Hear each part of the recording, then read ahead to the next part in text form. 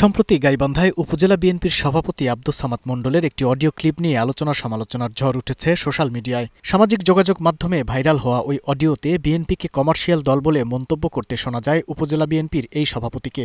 আর এটি নিয়েই গাইবান্ধা বিএনপি ও এর অঙ্গ সংগঠনের নেতাকর্মীদের মধ্যে সমালোচনার ঝড় উঠেছে। তিনি দাবি করেন বিএনপি টাকার কাছে হেরে যায়। স্থানীয় নেতাকর্মীদের ধারণা, কিছুদিন আগে উপজেলা মহিলা দলের কমিটি গঠনের সময় আব্দুস সামাদ মণ্ডল একটি পক্ষের সাথে কথা বলার সময় এমন বেফাঁস মন্তব্য করেন। তাদের অভিযোগ, আব্দুস সামাদ আওয়ামী লীগ সমর্থকদেরকে বিএনপিতে পুনর্বাসন করছেন। টাকা পয়সার অভাব নেই, আমার হাজবেন্ডের পয়সার অভাব নাই, বাকিটা আমি দেখবে, টাকা পয়সার ব্যাপারগুলো দেখবে, আর আমাদেরকে নেপথ্যে থেকে কেন্দ্র পর্যন্ত এটাকে হেল্প করতে হবে। আর বাকিটা ওখান থেকে যেটা অ্যারেঞ্জমেন্ট করার দরকার, টাকা পয়সা খরচ করার দরকার, সেটা চাটনি করবে। সবাই বিএনপি তো কমার্শিয়াল দল, টাকার কাছে সব হেরে যায়। 50 লাখ 1 কোটি টাকা খরচ করা করবে। নিজ দল নিয়ে এমন মন্তব্যে জেলা ও উপজেলা বিএনপি নেতাকর্মীরা বলছেন, গুরুত্বপূর্ণ দায়িত্ব থেকে আব্দুস সামাদ মণ্ডলের এমন মন্তব্য দলের ভাবমূর্তি ক্ষুণ্ণ করেছে। যে ভিডিও ক্লিপ আমরা দেখতে পাচ্ছি ইতিমধ্যে, যে উনি বলেছেন যে টাকা দিলে এই বিএনপিতে সব হয়। আমরা বিশ্বাস করি এই দল টাকা দিয়ে, অর্থ দিয়ে কেনা অসম্ভব, কিন্তু ওনার বক্তব্যটা দুঃখজনক। আমরা এটা তীব্র নিন্দা প্রতিবাদ জানাই।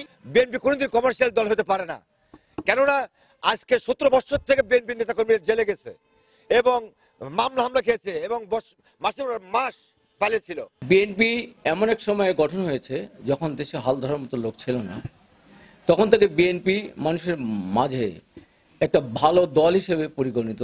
এখন পর্যন্ত বিএনপি বিরাট একটা টিম সারা বাংলাদেশে রয়েছে। বিএনপি কখনোই কমার্শিয়াল দল ছিল না, এখনো নাই, আগামীতেও থাকবে না। তবে সামাদ মণ্ডলের সমর্থকদের দাবি, এটি নিছক সাজানো ঘটনা। রাজনৈতিকভাবে কোণঠাসা করতে একটি পক্ষ এসব অভিযোগ করছেন। এটা ভুয়া করছে, এটা এডিট করা এই বক্তব্যগুলো আসলে সঠিক না, এবং আমাদের ভাবমূর্তি যাতে নষ্ট হয়, জনগণের ভিতরে যেন আমাদের ভাবমূর্তি নষ্ট হয়ে যায়, বিএনপির ভাবমূর্তি নষ্ট হয়ে যায়, সামাদ ভাইয়ের ভাবমূর্তি নষ্ট হয়, এই কারণে এসব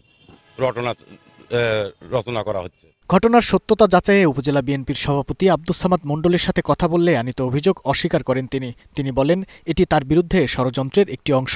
ওরা আমার বক্তব্য না, অনেক কিছু করতেছে। আজকে দেখেন অন্যটা পারে কে কি করতেছে, ওরা নিয়ে আমার মন্তব্য, ওরা কোনো মন্তব্য নেই। এদিকে জেলা বিএনপির শীর্ষ নেতা বললেন, বিএনপিকে নিয়ে এমন বিরূপ মন্তব্য করায় শিগগির সামাদ মণ্ডলের বিরুদ্ধে সাংগঠনিক ব্যবস্থা নেওয়া হবে। রাজনৈতিক পরিপন্থী কার্যকলাপ পরিচালিত করবে তাকে সাংগঠনিকের বিধান অনুযায়ী আমরা ব্যবস্থা গ্রহণ করব। নিজ দল বিএনপিকে নিয়ে নেতিবাচক মন্তব্য করেও সামাদ মণ্ডলের শপথে বহাল থাকা নিয়ে হতাশায় ভুগছে স্থানীয় নেতাকর্মীরা। Global television news desk.